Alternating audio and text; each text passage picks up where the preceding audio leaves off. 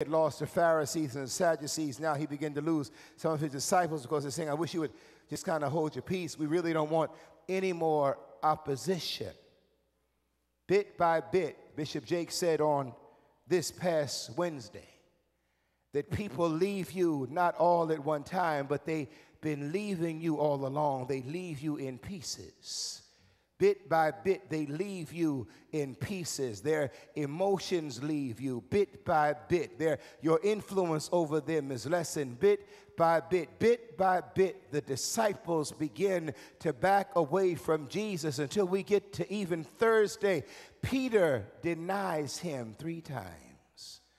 And Judas sells him down the river for 30 pieces of silver. That is the passion of Christ, which led to his pain.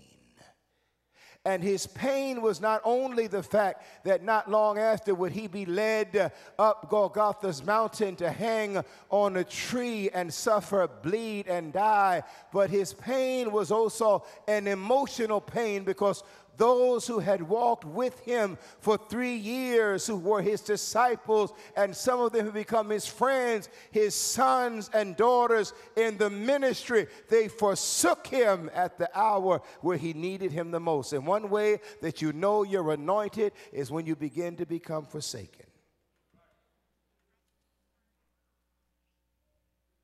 One way that you know you're anointed is when all hell begins to break loose on your life.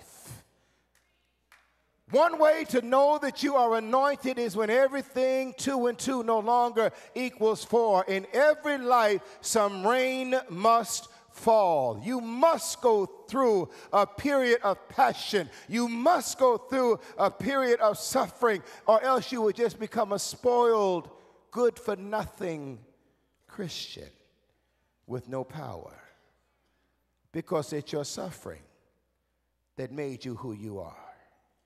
It's your suffering, Michael, losing those 2 babies that made you who you are. It's your suffering. It's those 2 miscarriages, your suffering that caused you to break down up here and cry, and you're looking at 2 healthy children on the front row. It's your suffering. It's your suffering as you look at your son that almost died. It's your suffering through that divorce, and you didn't do anything but try to be a good wife or a good husband. It's your suffering. You didn't do anything to lose that job, but you're still standing.